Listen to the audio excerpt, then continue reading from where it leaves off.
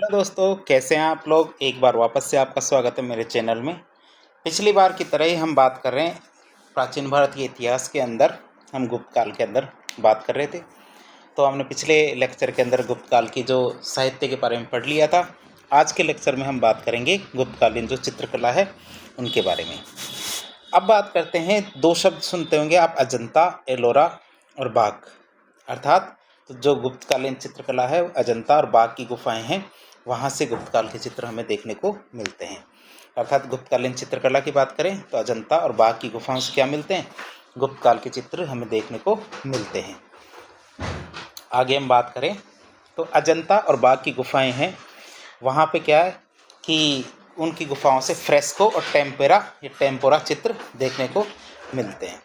अजंता और बाघ की जो गुफाएं हैं वहाँ से क्या मिलता है हमें देखने को, फ्रेस्को और टेम्पोरा चित्र देखने को मिलते हैं। अब अजंता और बाघ की गुफाएं हैं, वहाँ पे जो फ्रेस्को टेम्पोरा चित्र मिलते हैं उनमें प्राकृतिक रंगों का अत्यधिक सुंदरता से मिश्रण और प्रयोग किया गया है। तो अजंता और बाघ की गुफाओं में क्या किया गया है, जो फ्रेस्को टेम्पोरा चित्र मिले हैं ना हमको, उनमें क्या प्राकृतिक रंगों का अत्यधिक सुंदरता से प्रयोग और मिश्रण किया गया है। तो हम बात करते हैं बाघ की गुफाओं की। तो बाघ की गुफाएं क्या कहाँ है, मध्य प्रदेश के अंदर। बाघ की गुफाएं मध्य प्रदेश के अंदर है। बाघ की गुफाएं भारत के जो मध्य प्रदेश राज्य है वहाँ पे एक धार जिला है। कौन सा जिला, धार जिला। तो धार जिले के अंदर है बाघ की गुफाएं। बाघ की गुफाएं कहाँ है, मध्य प्रदेश राज्य के धार जिले के अंदर है। अब बाघ की गुफाओं की खोज किसने की थी, डेंजरफील्ड ने। बाघ की गुफाओं की खोज किसने की थी, डेंजरफील्ड ने की थी। बाघ की गुफाओं की खोज क्या 1818 में की गई थी। बाघ की गुफाओं की खोज किसने की थी, 1818 में की गई थी। अब बाघ की गुफाओं में कितनी गुफाएं हैं, बाघ की गुफाओं में 9 गुफाएं हैं। और बात करें तो वहाँ चित्रों की, तो चित्र कैसे हैं, फ्रेस्को और टेम्पोरा चित्र उसके अंदर बने हुए हैं। और बात करें किन किन की चीज़ों के चित्र बने हुए हैं, तो बाघ की गुफाओं में बौद्ध धर्म, जैन धर्म और हिंदू धर्म, इनसे संबंधित चित्र देखने को मिलते हैं। बाघ की गुफाओं में क्या बौद्ध धर्म, जैन धर्म और हिंदू धर्म से संबंधित चित्र देखने को मिलते हैं। बाघ की गुफा संख्या 4 को हम क्या कहते हैं, रंगमहल।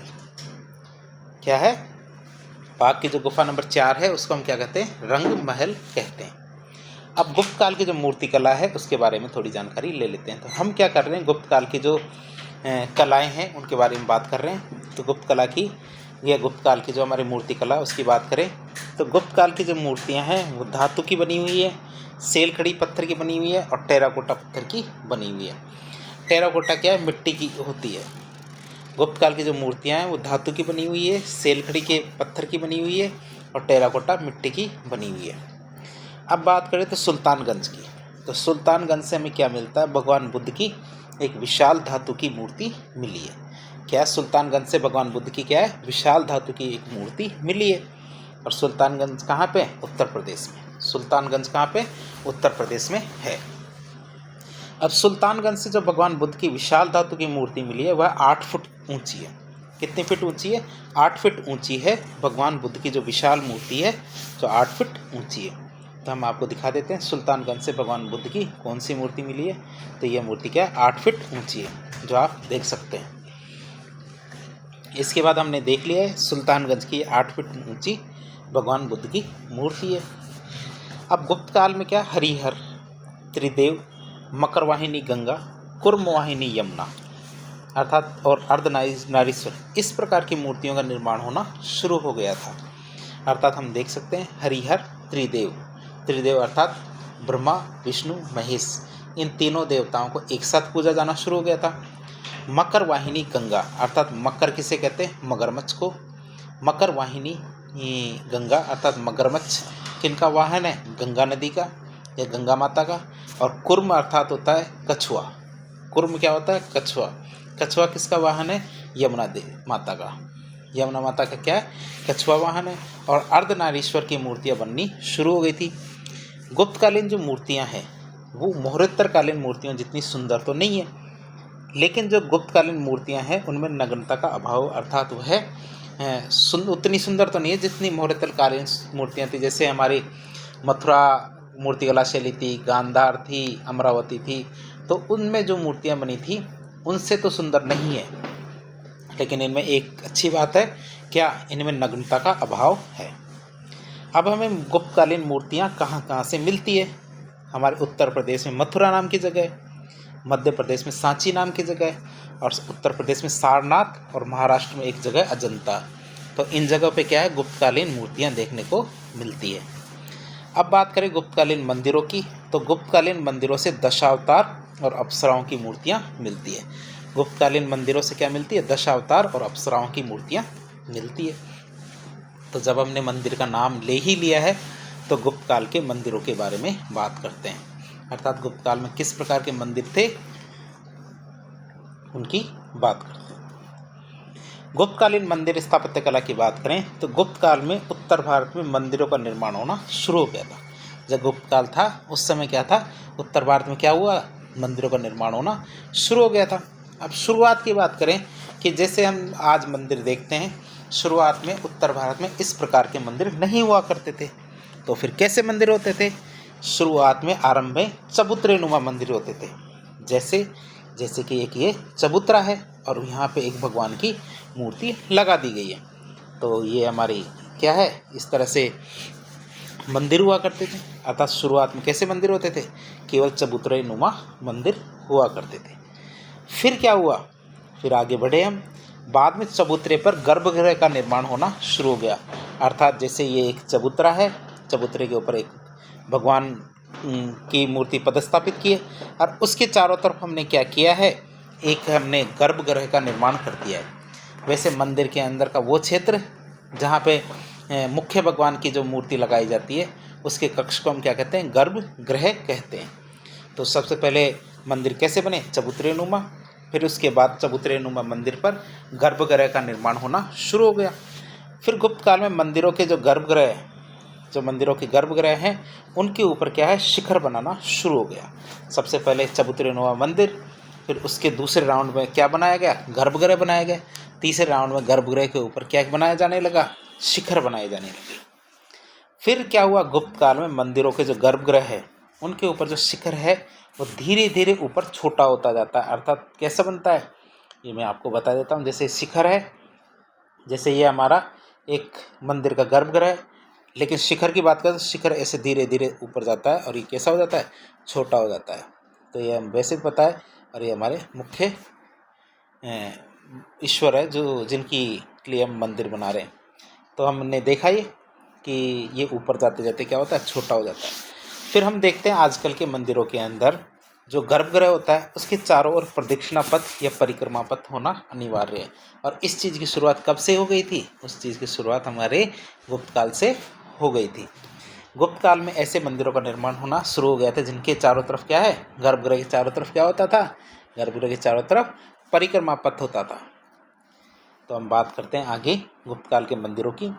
तो गुप्त काल के जो मंदिर थे उन मंदिरों के चारों ओर, चबूतरे के चारों ओर क्या होती थी, सीढ़ियाँ होती थी। कि जैसे कि मैं आपको बना दूं, जैसे ये हमारा एक वो है, क्या कहते हैं, गर्भगृह, गर्भगृह के चारों तरफ ये हमारा परिक्रमा पथ, परिक्रमा पथ के इधर सीढ़ियाँ होती थी, इधर सीढ़ियाँ, इधर सीढ़ियाँ और इधर सीढ़ियाँ। तो इस तरह चारों तरफ सीढ़ियाँ भी होती थी, जिससे क्या है, चारों तरफ से कोई भी व्यक्ति इस मंदिर की परिक्रमा कर सकता था, परिक्रमा करके उतर सकता था। तो इस तरह हम देख सकते हैं। तो जो गुप्त काल था, गुप्त काल के मंदिर इसी तरह से होते थे। गुप्त काल में मंदिरों का निर्माण क्या है, पंचायतन शैली में होना शुरू हो गया था। गुप्त काल में क्या, मंदिरों का निर्माण क्या है, पंचायतन शैली के अंदर होना शुरू हो गया था। पंचायतन शैली किससे कहते हैं, इसके अंदर सबसे बड़ी बात, एक मुख्य मंदिर होता है जो बीचों बीच होता है और इसके चारों कोनों पर छोटे छोटे 4 मंदिर होते हैं। कैसे होते हैं, 4 मंदिर। जैसे ये 4 मंदिर है और इसके जैसे यहाँ सीढ़ियाँ, फिर ऐसे, फिर यहाँ सीढ़ियाँ, फिर ऐसे, फिर यहाँ सीढ़ियाँ, फिर ऐसे, फिर यहाँ सीढ़ियाँ। इस तरह इस शैली को हम क्या कहते हैं, पंचायतन शैली कहते हैं। क्या कहते हैं इसको, पंचायतन शैली कहते हैं। इसमें हमारे पहले तो क्या था, एक मुख्य मंदिर है, फिर साथ में 4 छोटे मंदिर होते हैं। तो हमने पंचायतन शैली को देख लिया। पंचायतन शैली की बात करते हैं, गुप्त काल में कौन कौन से मंदिर बने थे, उनमें से कुछ के उदाहरण हम देखते हैं। सबसे पहले हम देखते हैं दशावतार मंदिर, जो हमारे उत्तर प्रदेश में देवगढ़ नाम की जगह पे बनाया गया था। तो दशावतार मंदिर है जो देवगढ़ उत्तर प्रदेश में मंदिर बनाया गया था। फिर दूसरा विष्णु मंदिर, जो उत्तर प्रदेश के भीतरी गांव में बनाया गया था। तीसरा मंदिर हमारा भूमरा का, जो मध्य प्रदेश में भूमरा, वो शिव मंदिर है। फिर मध्य प्रदेश में एक स्थान है नचना कुठार। कौन सी? नचना कुठार। वहाँ पे हमारे पार्वती मंदिर बनाया गया है। और छत्तीसगढ़ में एक सिरपुर नाम की जगह है, वहाँ लक्ष्मण मंदिर बनाया गया। तिगवा मध्य प्रदेश में है, वहाँ विष्णु मंदिर बनाया गया। और मुकुंदरा राजस्थान में, वहाँ पे भीम की चौकी या भीम चबरी का निर्माण किया गया। तो हमने गुप्त काल में बने हुए मंदिरों की एक सूची देखी। तो अब इनको थोड़ा थोड़ा विस्तार से भी देखते हैं मंदिरों को। सबसे पहले बात करते हैं हम दशावतार मंदिर, जो देवगढ़ के अंदर है, उत्तर प्रदेश में। इसका निर्माण कब हुआ? गुप्त काल में बनना शुरू हो गया था। और गुप्त काल की यदि मंदिरों की सारी विशेषताओं को देखें तो सारी विशेषताओं के लिए सर्वश्रेष्ठ उदाहरण कौन सा होता है? देवगढ़ का दशावतार मंदिर, जो उत्तर प्रदेश में।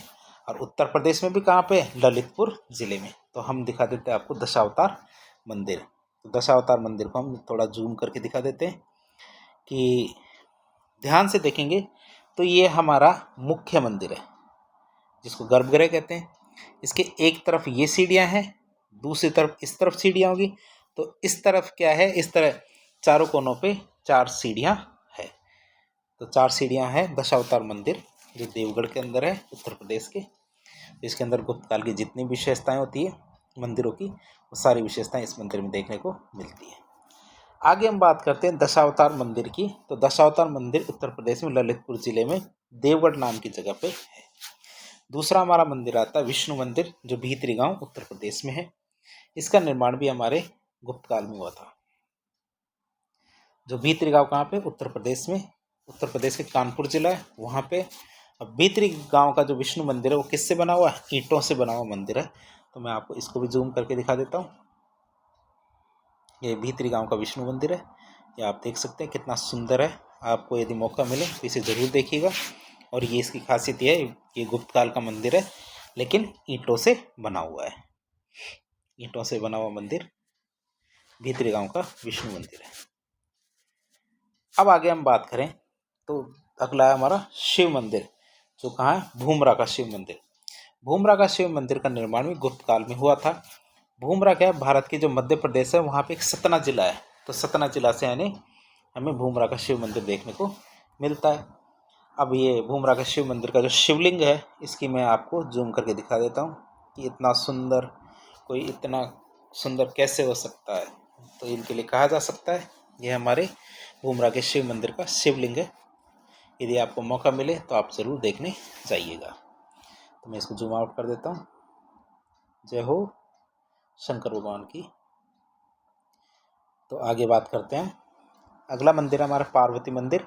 ये पार्वती मंदिर नचना कुठार मध्य प्रदेश में, और इसका निर्माण भी गुप्त काल में हुआ था। अब नचना कुठार का जो पार्वती मंदिर है, ये भारत के मध्य प्रदेश राज्य के पन्ना जिले में जो नचना कुठार नाम की जगह है, वहाँ पे बनाया हुआ है। तो नचना कुठार मंदिर में कौन सा मंदिर है? पार्वती मंदिर, जिसको हम देख सकते हैं। जो नचना कुठार का जो पार्वती मंदिर है, इसको आप देख सकते हैं, काफ़ी सुंदर है। थोड़ा सिंपल है लेकिन काफ़ी सुंदर है। आप इसका अंदाज़ा इससे लगा सकते हैं कि यह मंदिर लगभग 1500 साल पहले बनाया गया था, लेकिन आज भी वैसी की वैसी इसकी शोभा बनी हुई है। तो ये हमारा पार्वती मंदिर है। इसके बाद आता लक्ष्मण मंदिर। लक्ष्मण मंदिर है हमारे सिरपुर छत्तीसगढ़ में। कहाँ है ये? हमारे सिरपुर छत्तीसगढ़ में लक्ष्मण मंदिर है। इसका निर्माण भी गुप्त काल में हुआ था। और ये हमारे छत्तीसगढ़ राज्य के जो महासमुंद जिला है, कौन सा? महासमुंद जिला, उस तहसील में सिरपुर गांव में। कहाँ पे? सिरपुर गांव में। कौन सा है हमारा? लक्ष्मण मंदिर। तो लक्ष्मण मंदिर भी आप देख सकते हैं। मैं इसको भी आपको जूम करके दिखाता हूँ लक्ष्मण मंदिर को। यदि आपको छत्तीसगढ़ जाने का मौका मिले तो इस मंदिर को ज़रूर देखिएगा, ये आपको भाव विभोर कर देगा। आगे बात करते हैं जो विष्णु मंदिर है तिगवा का। तिगवा अर्थात जो मध्य प्रदेश में है, तिगवा मध्य प्रदेश। तो वहाँ पे हमारे देखते हैं विष्णु मंदिर। तो विष्णु मंदिर की बात करें जो तिगवा में है, इसका निर्माण भी हमारे गुप्त काल में हुआ था। धीरे धीरे हम अपने सिलेबस को काफ़ी आगे तक ले जा चुके हैं।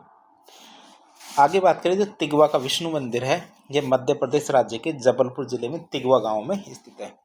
तो ये इसको भी हम आपको थोड़ा जूम करके दिखाते हैं।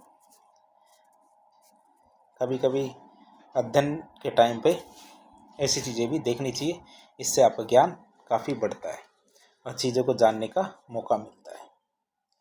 कभी कभी यदि आप जान नहीं पाओ तो इस तरह से भी ज्ञान बढ़ाया जा सकता है। तो आगे देखते हैं भीम की चौकी या भीम चौरी जो हमारे कहाँ है, मुकुंदरा राजस्थान में। तो भीम की चौकी भीम चौरी जो हमारे मुकुंदरा राजस्थान में, तो भीम की चौकी को भीम चौरी कहते हैं। यह हमारे कहाँ है, कोटा राज्य के, कोटा जिले के मुकुंदरा में स्थित है क्या भीम की चौकी। तो भीम की चौकी में आपको थोड़ा सा जूम करके दिखा देता हूँ। वैसे बहुत ज़्यादा सिंपल आकृतियाँ हैं इसके अंदर। तो ये पिलर्स दिख रहे हैं आपको। तो इसके बाद हम देखते हैं भीम की चौकी आपने देख लिया, भीम की चौकी को आपने देख लिया। तो अब देखेंगे, अब बात करेंगे हम जो गुप्त काल के जो विज्ञान और प्रौद्योगिकी के बारे में। तो ये हमने गुप्त काल के मंदिरों के बारे में बात कर ली, मंदिरों की बात कर ली। अब बात करेंगे गुप्त कालीन के जो विज्ञान और प्रौद्योगिकी के बारे में। अब साइंस एंड टेक्नोलॉजी या विज्ञान प्रौद्योगिकी की दृष्टि से गुप्त काल भारतीय इतिहास का स्वर्ण काल माना जाता है। अर्थात जो वैज्ञानिक उस समय हुए थे वैसे वैज्ञानिक तो आज के समय में नहीं हुए हैं। बात करें मेहरौली की, क्या मेहरौली की, मेहरौली की ही बात क्यों की जाती है, क्योंकि जो मेहरौली का जो लौह स्तंभ है वह क्या करता है, जो गुप्तकालीन रसायन विद्या है या धातु विद्या है इसका सर्वश्रेष्ठ उदाहरण माना जाता है। कौन सा, मेहरौली का लौह स्तंभ। यदि आपने चीनी कम मूवी देखी होगी तो चीनी कम मूवी में जो आखिरी सीन था जिसमें अमिताभ बच्चन उस लड़की की जान बचाने के प्रयास करता है, तो जो मेहरौली का लौह स्तंभ है उसके इर्द गिर्द ही उसका पिक्चराइजेशन हुआ था। तो आप देख सकते हैं ये मेहरौली का लौह स्तंभ है, जिस पर आप इसकी जो रसायन विद्या को इस तरह भी मान सकते हैं, मेहरौली का लौह स्तंभ है कि इतने सालों बाद भी, क्या इतने सालों बाद भी इस लौह स्तंभ पर अभी तक जंग नहीं लगी है। इससे हम मान सकते हैं गुप्तकालीन की जो रसायन विद्या थी अर्थात उस समय का जो विज्ञान था ये हमारे क्या है 1500 साल पहले बनाया गया था, लेकिन 1500 साल से इसमें एक बार भी जंग नहीं लगी है। और इससे हमें क्या पता चलता है, जो गुप्त काल की जो रसायन विद्या थी वह उच्च कोटि की थी और वह कितनी श्रेष्ठ थी इसके बारे में हमें जानकारी मिलती है।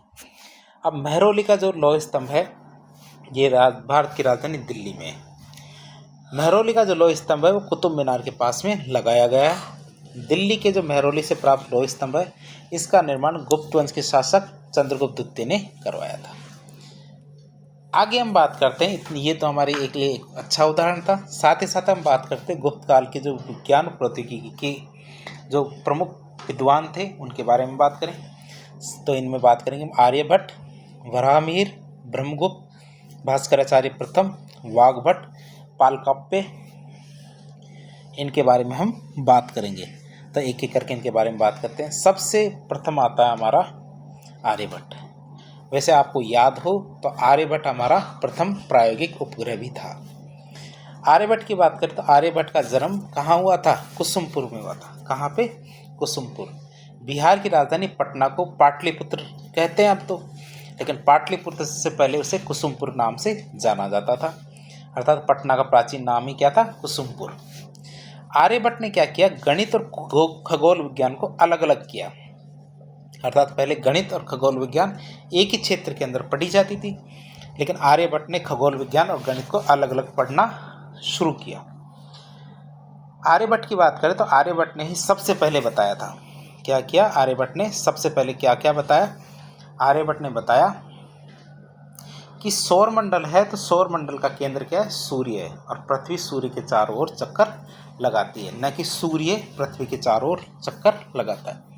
तो सबसे पहले किसने बताया, आर्यभट्ट ने ये बताया कि सौर मंडल का केंद्र क्या है, सूर्य है, और पृथ्वी सूर्य के चारों ओर चक्कर लगाती है। आर्यभट्ट ने बताया कि चंद्रमा पृथ्वी के चारों ओर चक्कर लगाता है, पृथ्वी सूर्य के चारों ओर चक्कर लगाती है। तो इस तरह हमने आर्यभट्ट की एक खास बात देखी कि उस समय उन्होंने इतनी खास बात बता दी थी।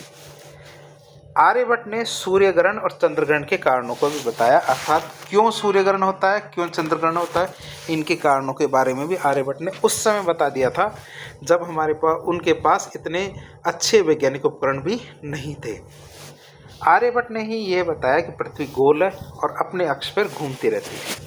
आर्यभट्ट ने बताया था चंद्रमा सूर्य के प्रकाश से चमकता है, अर्थात चंद्रमा के पास अपना प्रकाश नहीं होता है। साथ ही देखें तो आर्यभट्ट ने पाई का मान दिया। पाई का मान तो आप जानते हो कि पाई का मान होता है 22/7। ये क्या होता है? पाई का मान होता है। और उस समय उन्होंने पाई का मान दे दिया था। पाई का मान इतना ज़रूरी क्यों है? क्योंकि जो गोलीय वस्तु होती है, अर्थात जो गोलीय वस्तु होती है, उनकी परिधि, क्षेत्रफल या फिर उनसे संबंधित चीज़ों को ज्ञात करने के लिए हमें पाई का मान बहुत ज़्यादा काम आता है। आर्यभट्ट ने क्या किया? त्रिभुज का सूत्र निकालना सिखाया था। त्रिभुज का सूत्र निकालना सिखाया था किसने? आर्यभट्ट ने। अब त्रिभुज का क्षेत्रफल का सूत्र क्या होता है? 1/2 इंटू आधार इंटू ऊंचाई। क्या होता है? 1/2 इंटू आधार इंटू ऊंचाई होता है। तो इस तरह अपन देख सकते हैं जो त्रिभुज का क्षेत्रफल निकालने का सूत्र है, ये हमें आर्यभट्ट ने बताया था शुरू में। आर्यभट्ट ने क्या है, पृथ्वी की जो त्रिज्या बताई थी वह आज की जो त्रिज्या देखते हैं तो उस त्रिज्या से बिल्कुल सटीक पाते हैं। अर्थात आर्यभट्ट ने उस समय जो पृथ्वी की त्रिज्या बताई थी वही आज की त्रिज्या निकली है। आर्यभट्ट पहला ऐसा व्यक्ति था जिसने अपने नाम पे किताब लिखी है, नहीं तो सब ने दूसरों के नाम पे किताब लिखी है, अर्थात या फिर दूसरों ने कंपाइल किया है, लेकिन आर्यभट्ट ने खुद के नाम से किताबें लिखी है। और वो कौन कौन सी है? आर्यभट्ट की पुस्तकों के नाम बात देखें तो पहली है आर्यभट्टीय, दूसरी है आर्य सिद्धांत या सूर्य सिद्धांत, और तीसरी पुस्तक उनके 10 कीर्ति का सूत्र। अब आर्य सिद्धांत या सूर्य सिद्धांत की बात करें तो आर्य सिद्धांत या सूर्य सिद्धांत नामक पुस्तक में त्रिकोणमिति की जानकारी मिलती है। किसकी जानकारी मिलती है? त्रिकोणमिति की जानकारी मिलती है। तो हम आर्यभट्टीय और सूर्य सिद्धांत को पुस्तकों को थोड़ा सा ध्यान से देख लेते हैं। ये पुस्तकें आपको संस्कृत भाषा में देखने को मिलती है। इसके बाद अगले वैज्ञानिक की बात करें या उस समय के जो विद्वान थे विज्ञान के क्षेत्र के, उनके बारे में बात करें तो वो है हमारे वराहमिहिर। तो वराहमिहिर के बारे में बात करें हम तो वराहमिहिर ने क्या किया था? फलित ज्योतिष पर बल दिया था। किस पर बल दिया? फलित ज्योतिष पर बल दिया था। अब इनके बारे में कुछ और बात करते हैं। तो जो हम जैसे विवाह के समय कुंडलियां बनाते हैं तो कुंडलियां बनाने की शुरुआत कब से मानी जाती है? वराहमिहिर के द्वारा ही कुंडलियां बनाने की शुरुआत मानी जाती है। अब वराहमिहिर ने कौन कौन सी पुस्तकें लिखी थी? पंच सिद्धांतिका, बृहत संहिता, बृहत जातकम या बृहत जातक, लघु जातक। तो इस तरह वराहमिहिर की कौन कौन सी पुस्तकें हैं? हमारी पहली तो पंच सिद्धांतिका, बृहत संहिता, बृहत जातक और लघु जातक। तो इस तरह इनकी पुस्तकें देख सकते हैं। ये आपके सामने इसका पिक्टोग्राफ भी है। ये हमारी पंच सिद्धांतिका, ये हमारी बृहत संहिता, आगे हम तो और दिखा देते हैं। ये बृहत जातकम है और ये हमारी लघु जातकम। ये हमारी बृहत जातकम और ये हमारी लघु जातकम। आपके लिए लाखों करोड़ों रुपए खर्च करके इन पुस्तकों को लाया गया है, जिनको आप देख सकते हैं। अगले हम विद्वान के बारे में बात करें तो ये हमारे ब्रह्मगुप्त। ब्रह्मगुप्त की बात करें तो ये भीनमाल के निवासी थे। कहाँ के रहने वाले थे? ये भीनमाल के रहने वाले थे। भीनमाल भारत के जो राजस्थान राज्य है ना, वहाँ के जालोर जिले में एक जगह का नाम है। अब ब्रह्मगुप्त क्या थे? गणितज्ञ और खगोल शास्त्री थे। ब्रह्मगुप्त की बात करें तो ब्रह्मगुप्त ने कौन कौन सी पुस्तकें लिखी है? ब्रह्मगुप्त के द्वारा ब्रह्म स्फुट सिद्धांत और खंड खादक, अर्थात ब्रह्म स्फुट सिद्धांत और खंड खादक नामक पुस्तकें लिखी है। और खंड खादक की बात करते हैं ज्योतिष पे आधारित पुस्तक है। कौन सी कैसी पुस्तक है? ज्योतिष पे आधारित पुस्तक है खंड खादक। फिर अगले विद्वान के बारे में बात करते, ये थे हमारे भास्कराचार्य प्रथम। तो भास्कराचार्य प्रथम की बात करें हम तो आगे बात करते हैं भास्कराचार्य के बारे में। तो भास्कराचार्य प्रथम ने आर्यभट्ट की जो पुस्तकें थी उन पर कार्य किया, उनको चेक किया कि वो कितनी सही है कितनी गलत है। तो अंत में उन्होंने भी माना कि आर्यभट्ट के जो भी सिद्धांत थे वो सही थे। तो भास्कराचार्य प्रथम की कौन कौन सी किताबें थी? बृहत भास्कर्य और लघु भास्कर्य। अब आपको ऐसे शक होगा कि जैसे भास्कराचार्य प्रथम, भास्कराचार्य द्वितीय ये उसी टाइम के होंगे, लेकिन ऐसा नहीं है। भास्कराचार्य प्रथम तो गुप्त काल के थे और भास्कराचार्य द्वितीय क्या थे? ये 12वीं शताब्दी में थे। भास्कराचार्य द्वितीय क्या थे? गणितज्ञ थे, जबकि भास्कराचार्य प्रथम खगोलविद भी थे। अब भास्कराचार्य द्वितीय की बात करें तो इन्होंने कौन कौन सी किताबें लिखी थी? भास्कराचार्य द्वितीय ने पुस्तकें लिखी थी सिद्धांत शिरोमणि। और सिद्धांत शिरोमणि के 4 संस्करण थे, अर्थात 4 पार्ट में लिखी गई थी सिद्धांत शिरोमणि। एक तो बीजगणित, गणिताध्ययन, गोलाध्ययन और लीलावती। बीजगणित 4 खंड कौन कौन से, या 4 संस्करण कौन से, बीजगणित, गणिताध्ययन, गोलाध्ययन और लीलावती। तो इस तरह 4 संस्करणों में सिद्धांत शिरोमणि पुस्तक लिखी गई है, जो गणित की पुस्तक है। ये आपके सामने सिद्धांत शिरोमणि पुस्तक है। सिद्धांत शिरोमणि आप देख सकते हैं। ये किसने लिखी है, ये भास्कराचार्य ने लिखी है। ये आप देख सकते हैं हमारे सिद्धांत शिरोमणि। तो आगे बात करें हम, जो लीलावती चौथी पुस्तक का नाम हमने देखा था, तो लीलावती कौन थी, लीलावती हमारे भास्कराचार्य द्वितीय की पुत्री थी। इसके लिए भास्कराचार्य द्वितीय ने लीलावती के नाम पर पुस्तक लिखी थी। भास्कराचार्य द्वितीय की बेटी लीलावती खुद एक गणितज्ञ थी, और फैजी ने क्या किया था, लीलावती नामक पुस्तक थी ना, चौथी पुस्तक, उसका फारसी में अनुवाद किया था। अगले हम विद्वान की बात करें तो अगला विद्वान था हमारा वाग्भट।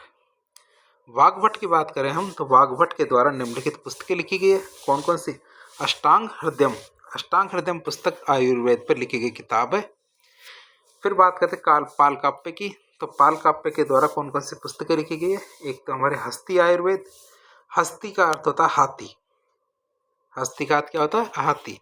तो हस्ती आयुर्वेद क्या है, पुस्तक में हाथियों की चिकित्सा के बारे में जानकारी मिलती है। हाथियों की चिकित्सा के बारे में जानकारी कहाँ मिलती है, हस्ती आयुर्वेद। एक नवनीतकम पुस्तक है, कौन सी, नवनीतकम। तो नवनीतकम नामक पुस्तक कब लिखी गई थी, गुप्त काल में। और नवनीतकम नामक पुस्तक किस पे आधारित है, आयुर्वेद पर। तो इस तरह हमने साहित्य के बारे में देख लिया, विज्ञान प्रौद्योगिकी के बारे में देख लिया। अब गुप्त काल का जो राजनीतिक प्रशासन है उसके बारे में थोड़ी जानकारी लेने का प्रयास करते हैं। गुप्त काल में सम्राट सभी शक्तियों का केंद्र होता था, अर्थात सम्राट में सभी शक्तियां होती थी। गुप्त काल में राजतंत्रात्मक और वंशानुगत शासन व्यवस्था थी। गुप्त काल में सामंती व्यवस्था और सामंतवाद विकसित हो चुका था, अर्थात उस समय काफी हद तक सामंती व्यवस्था या सामंतवाद का प्रचार प्रसार हो गया था। गुप्त काल के महत्वपूर्ण मंत्री कौन कौन थे, जैसे हमारे महादंड नायक, दंडपाशिक, कौन से, दंडपाशिक, महाअक्षपटलिक, कर्णिक, महासंधि विग्रह, ध्रुवाधिकरण या ध्रुवधिकरणिक, विनय स्थिति स्थापक। तो इस तरह हम देख सकते हैं गुप्त काल के महत्वपूर्ण कौन कौन से मंत्री थे। इनके बारे में हम एक एक करके पढ़ते हैं। सबसे पहले आता था हमारा महादंड नायक। जब साफ ही शब्द में लिखा हो दंड, तो दंड के विषय में किसके बारे में बात कर रहे हैं, तो गुप्त काल में हम न्यायाधीशों को महादंड नायक की उपाधि देते हैं। फिर आता दंडपाशिक। दंडपाशिक, पाश का अर्थ होता है जाल, तो दंड के लिए जाल में कौन फंसाता है, पुलिस। तो भारत में मुख्य पुलिस अधिकारी को दंडपाशिक कहते थे गुप्त काल में। फिर आता अक्षपटलिक, अर्थात ये कहते हैं ना कि हमने बजट को हमारे सदन के पटल पे रखा, अर्थात जब पटल की बात करते हैं तो भारत में जो आय और व्यय के मंत्री होते थे वह महाअक्षपटलिक कहलाते थे। फिर आता है कर्णिक। फिर क्या आता है, कर्णिक। तो गुप्त काल में भारत में बाबू या क्लर्क होते थे, उन्हें कर्णिक कहा जाता था। एक आता हमारा महासंधि विग्रह। तो महासंधि विग्रह क्या होते थे, जो भारत में युद्ध और शांति के मंत्री होते थे उन्हें महासंधि विग्रह कहते थे। अर्थात जो हमारे युद्ध और जो शांति के जो मंत्री हैं वह क्या कहलाते थे, महासंधि विग्रह। फिर ध्रुवाधिकरण। ध्रुवाधिकरण कौन थे, गुप्त काल में भारत में राज्य में जो कर वसूली विभाग का जो अधिकारी होता था, अर्थात राजस्व अधिकारी को हम क्या कहते थे, ध्रुवाधिकरण या ध्रुवधिकरणिक। आखिरी हमारे जो मंत्री हैं, खास मंत्री, वो है विनय स्थिति स्थापक। गुप्त काल में भारत में धार्मिक और नैतिक मामलों के जो प्रमुख या प्रधान होते थे उनको विनय स्थिति स्थापक कहा जाता था। क्या कहते थे, विनय स्थिति स्थापक कहा जाता था। तो हमने राजनीतिक स्थिति के बारे में बात कर ली है। आगे हम बात करेंगे गुप्तकालीन प्रांतीय प्रशासन की। गुप्त काल में जो प्रांतीय प्रशासन है इसकी सबसे बड़ी इकाई क्या होती थी, राष्ट्र, और सबसे छोटी इकाई क्या होती थी, ग्राम। अर्थात हम देख सकते हैं सबसे ऊपर क्या माना जाएगा, राष्ट्र, अर्थात सबसे ऊपर राष्ट्र। फिर भुक्ति, जिन्हें राज्य कहेंगे आज के हिसाब से। आज के हिसाब से संभाग को पहले क्या कहते थे, विषय, विथि, पेठ और ग्राम। विथि अर्थात जिले को, पेठ तहसील को, ग्राम गांव को कहेंगे। तो ये हमारा गुप्त काल का प्रांतीय प्रशासन था। एक एक करके हम इनके बारे में बात करें तो जैसे राष्ट्र है, तो राष्ट्र क्या है, प्रशासन की सबसे बड़ी इकाई होती थी। गुप्त काल में राष्ट्र का अर्थ होता था देश, अर्थात गुप्त काल में देश को ही क्या कहते थे, राष्ट्र। फिर दूसरा आता है हमारा भुक्ति। दूसरा क्या आता है हमारा, भुक्ति आता है। भुक्ति की बात करें तो गुप्त काल में राष्ट्र के बाद प्रांतीय व्यवस्था की दूसरी सबसे बड़ी इकाई कौन सी होती थी, भुक्ति। गुप्त काल में भुक्ति का अर्थ होता है राज्य। भारत में गुप्त काल में राज्य को भुक्ति कहा जाता है। फिर आता है तीसरा हमारा विषय। गुप्त काल में भुक्ति के बाद प्रांतीय स्थापन जो प्रांतीय प्रशासन होता था उसकी तीसरी सबसे बड़ी इकाई होती थी विषय। जो भुक्ति के बाद प्रांतीय प्रशासन की तीसरी सबसे बड़ी इकाई कौन सी होती थी, विषय होती थी। तो इस तरह हमने तीन के बारे में तो पता कर लिया। चौथे की बात करें तो विषय का अर्थ होता था संभाग, अर्थात गुप्त काल में संभाग को क्या बोलते थे, विषय कहा जाता था। फिर आता विधि। तो गुप्त काल में विषय के बाद प्रांतीय प्रशासन की चौथी सबसे बड़ी इकाई क्या होती थी, विधि होती थी। और गुप्त काल में विधि का अर्थ होता था जिला, अर्थात भारत में गुप्त काल में जिले को विधि कहते थे। पांचवी इकाई आती है हमारी पैठ।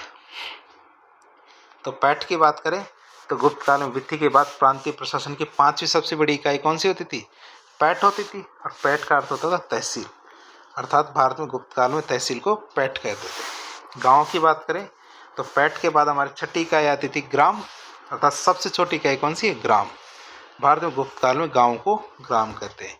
इस तरह हमने क्या किया, 6 भागों में बांटकर जो हमारे गुप्त काल की प्रांतीय व्यवस्था थी इसको पढ़ा। तो 6 कौन कौन से भाग थे, राष्ट्र, भुक्ति, विषय, विधि, पैठ और ग्राम। तो इस तरह 6 भागों में हमने इसको बांटकर पढ़ा। अब बात करेंगे गुप्त काल की जो सामाजिक व्यवस्था थी उसके बारे में। गुप्त काल की सामाजिक व्यवस्था की बात करें तो भारत में समाज को उस समय 4 वर्णों में बांटा गया था, अर्थात जो ब्राह्मण, क्षत्रिय, वैश्य और शूद्र, ये 4 वर्ण थे। तो भारतीय समाज को इन 4 वर्णों में बांट दिया गया था। परिवार की बात करें तो परिवार कैसे थे, संयुक्त परिवार, और वो भी पितृसत्तात्मक संयुक्त परिवार थे। लेकिन जातिवाद अपनी चरम पर था, अर्थात जातिवाद को काफी हद तक बढ़ावा मिल चुका था। भारत में जाति कैसी हो गई थी, जन्म आधारित हो गई थी, जबकि इससे पहले जन्म आधारित नहीं थी जाति। जाति कैसी थी, कर्म आधारित। भारत में शूद्रों को वार्ता का अधिकार था, अर्थात बातचीत तो कर सकते थे वो। वार्ता का अर्थ होता है क्या क्या कर सकते थे, कृषि करने का अधिकार था शूद्रों को, पशुपालन करने का अधिकार था और व्यापार करने का अधिकार था। तो हमने देख लिया, जो शूद्र थे, शूद्रों को कृषि करने का अधिकार था, पशुपालन करने का अधिकार और व्यापार करने का अधिकार था। गुप्त काल में भारत में अस्पृश्यता और सामाजिक असमानता आ गई थी, अर्थात जो अस्पृश्यता अर्थात छुआछूत और असमानता सामाजिक अर्थात ऊंच नीच की भावना उस समय शुरू हो गई थी। गुप्त काल में भारत में वर्ण संकर जातियां कैसी होती थी, जो अर्थात एक जाति दूसरी जाति के अंदर विवाह करती थी तो उनसे उत्पन्न संतानें क्या करती थी, गांव के बाहर रहती थी।